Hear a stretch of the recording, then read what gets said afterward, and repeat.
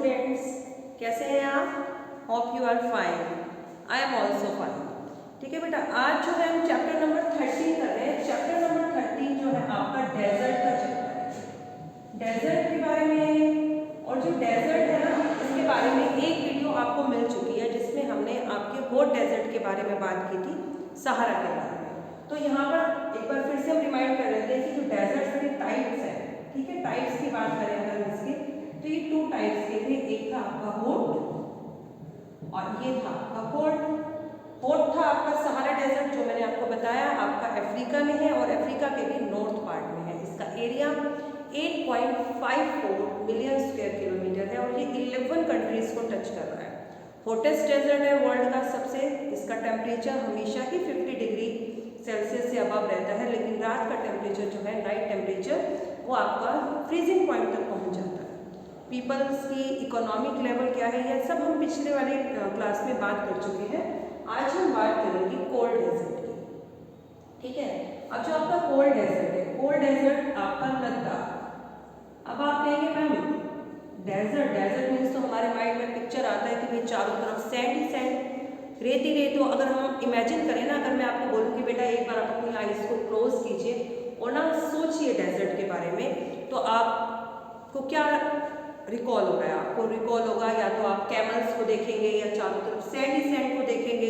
ठीक है, लेकिन बेटा डेजर्ट का मतलब ये नहीं होता कि चारों तरफ सैंड। डेजर्ट का मतलब है एक ऐसा एरिया जहाँ पर वेजिटेशन की कमी है और रेनफॉल की भी शॉर्टेज है, तो वो एरिया डेजर्ट कहलाता है। अब जो लद्दाख का एरिया है आपका, लद्दाख हमारी यूनियन टेरिटरी है। पहले जो है जम्मू कश्मीर एक स्टेट था, लेकिन जो है 2019 के अंदर इसे यूनियन टेरिटरी में कन्वर्ट कर दिया गया। अभी जो लद्दाख का एरिया है ये हमेशा ही आपका है ना बर्फ से कवर रहता है, हमेशा स्नो से कवर रहता है, तो यहाँ पर रेनफॉल कम है। अब रेनफॉल लद्दाख में कम क्यों है, उसका भी एक रीज़न है कि जो लद्दाख है ना वो रेन शेडो एरिया के अंदर है। लद्दाख के अगर क्लाइमेट की बात करें तो लद्दाख का जो क्लाइमेट है, ठीक है, लद्दाख का क्लाइमेट क्या है, इसका जो टेम्परेचर है दिन के समय तो ये जो है फ्रीजिंग पॉइंट तक है। Freezing point means near about 0 degree तक रहता है।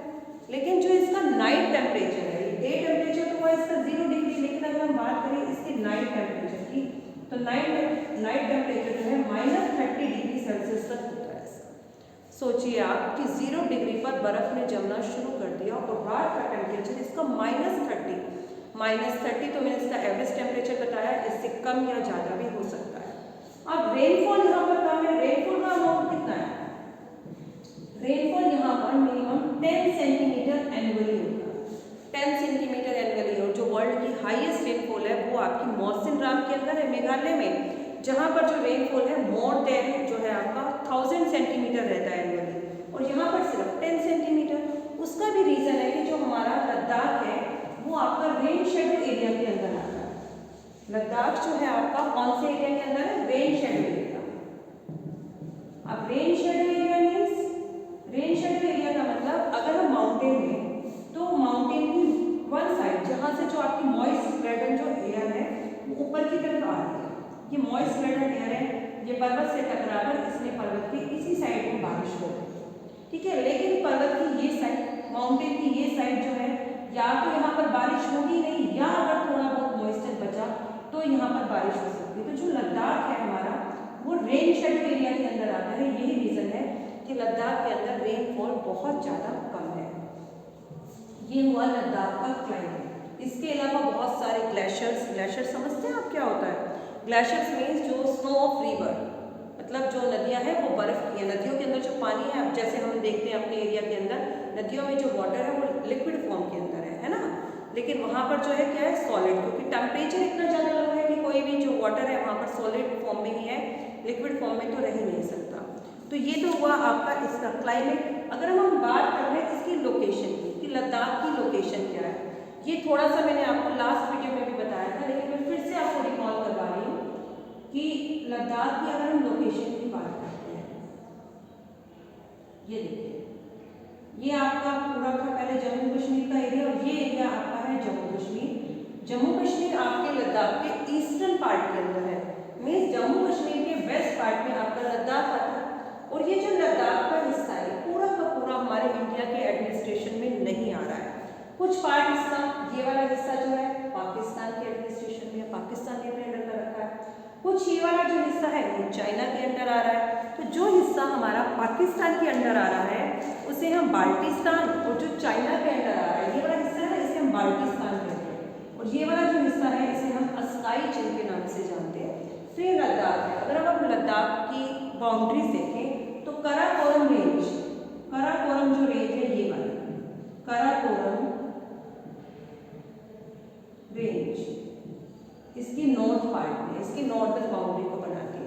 वो जो झांसकर रेंज है यहाँ पर लास्ट, जो इसकी हिमाचल से ये जम्मू कश्मीर से इसकी बाउंड्री को बनाती आ रही है, ये जो रेंज है ये है आपकी, ये तो हो गई आपकी कराकोरम रेंज, और ये हो गई आपकी झांसकर, झांसकर रेंज, ये हो गई आपकी झांसकर रेंज। यहाँ इसकी कैपिटल है, लद्दाख की कैपिटल है आपकी लेह, लेह इसकी कैपिटल है, जो काफ़ी ज़्यादा टूरिस्ट जो है ना, टूरिस्ट के लिए काफ़ी ज़्यादा अट्रैक्शन बना रहता है लद्दाख की तरफ, बहुत सारे टूरिस्ट आते हैं लद्दाख में। तो ये तो हुई आपकी लद्दाख की लोकेशन और लद्दाख का क्लाइमेट। अगर हम बात करें इकोनॉमी ऑफ द पीपल कि लद्दाख के लोग क्या काम धंधा करते हैं, उनकी इकोनॉमी की बात करें, इकोनॉमी की बात करें लद्दाख के लोग क्या काम करते हैं। देखो जब समर सीजन होता है ना तो थोड़ा बहुत जो है टेम्परेचर हाई होता है, तो वहाँ पर जो है वुमेन्स हैं वो एग्रीकल्चर भी करती हैं, थोड़ी बहुत फसलों को उगाया जाता है। मेन यहाँ पर कुछ ट्रीज पाए जाते हैं जैसे कि एप्पल का, एप्रीकोट का, ठीक है, ये कुछ ट्रीज यहाँ पर लद्दाख के एरिया में मिलते हैं। इसके अलावा जब यहाँ पर विंटर सीजन होता है तो चारों तरफ ब्लॉकेज हो जाता है, रोड है, रोड ब्लॉक है, लोग बाहर नहीं जा पाते, तो लोग जो है ना पूरा विंटर का अपना जो सामान है अपने घर में ही जुटाते हैं, और जितनी भी है ना इंडोर एक्टिविटीज़ में वो एंगेज रहते हैं, जैसे कि कुछ ब्लैंकेट्स बनाना या कुछ भी हैंडमेड चीज़ों को बनाना, इन चीज़ों की एक्टिविटीज़ में जो है ये लोग लगे रहते हैं।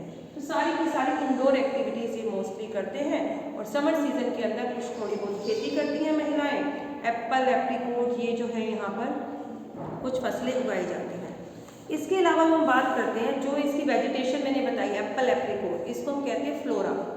फोना में आ गए इसके एनिमल्स, कौन कौन से एनिमल्स पाए जाते हैं यहाँ पर, जैसे कि आपका याक हो गया, वाइल्ड गोट हो गई, वाइल्ड शीप हुई, ठीक है। इसके अलावा डिफरेंट वैरायटीज ऑफ एनिमल्स जैसे कि आपका रेवन है, हुपो है, रेड स्टार्ट है, ये सब वैरायटीज के जो है ना बर्ड्स भी आपको यहाँ पर मिल जाते हैं। तो ये हुआ आपका फ्लोरा एंड फोना। फ्लोरा में आपकी वेजिटेशन यानी कि आपने बताना है कौन कौन सी फसलें हैं या कौन कौन से ट्रीज हैं, और आपने इसके अंदर बताना है फोना के अंदर एनिमल्स के बारे में, इसकी वाइल्ड लाइफ के बारे में। नेक्स्ट जो है आपको पता होगा कि हम इसको लद्दाख को कापाचान के नाम से जानते हैं। कापाचान मीन्स स्नो ऑफ लैंड, बर्फ का मतलब पूरा घर, बर्फ का घर कहा जाता है इसे। और जो टूरिस्ट की जो एक्टिविटी बनी रहती है वो किस कारण है, क्योंकि यहाँ पर मेन जो है ना बुद्धिस्ट और मुस्लिम कम्युनिटीज़ के लोग रहते हैं, बौद्ध धर्म के और मुस्लिम धर्म के। तो यहाँ पर बड़ी बड़ी मोनेस्ट्रीज बनी है। मोनेस्ट्रीज क्या होती है, अब बुद्धिस्ट टेम्पल जैसे हमारे यहाँ टेम्पल होते हैं, संत महात्मा रहते हैं, ऐसे जो बुद्धिस्ट मोनेस्ट्रीज हैं उसमें जो बौद्ध धर्म के मॉन्क्स और नन हैं वो यहाँ पर रहते हैं, लोगों को उपदेश देते हैं इसके बारे में। तो जो लोग हैं ना यहाँ पर उन बुद्धिस्ट मोनेस्ट्रीज को देखने के लिए, इनके फेस्टिविटीज़ को देखने के लिए, जो डिफरेंट फेस्टिवल्स ये लोग सेलिब्रेट करते हैं, डिफरेंट टाइप के डांसेस ये लोग करते हैं, तो इनको देखने के लिए लोग यहाँ पर आते हैं। प्लस में ग्लेशियर्स को देखने के लिए, क्योंकि हम लोगों ने तो देखा नहीं, हम यहाँ पर नॉर्थ जो है नॉर्थन प्लेन के अंदर रह रहे हैं, तो हमारे लिए तो एक बहुत ही सरप्राइजिंग होगा ना कि रिवर जो है आपकी बिल्कुल बर्फ़ से कवर्ड है, तो लोग इन्हें भी देखने के लिए यहाँ पर जाते हैं। तो इन लोगों का इनकम सोर्स बन जाता है कि लोगों को वहाँ पर घुमाना, लोगों को गाइड करते हैं कि भाई हम आपको घुमा कर लाते हैं। देखा होगा आप भी कई जगह पर जाते हैं तो गाइड्स मिल जाते हैं आपको जो डिफरेंट प्लेसेस पर घुमाते हैं, तो ऐसे। तो ये था आपका लद्दाख का टॉपिक। तो हमारे दोनों ही डेजर्ट्स हुए, एक हो गया आपका सहारा और दूसरा हो गया आपका लद्दाख, ठीक है। तो अब आप इस चैप्टर की पूरी रिवीजन करना, अच्छे से इस टॉपिक को रिवाइज करना, और इसके जो क्वेश्चंस हैं वो आपने लर्न करने हैं, ये आपके होमवर्क में है। ओके।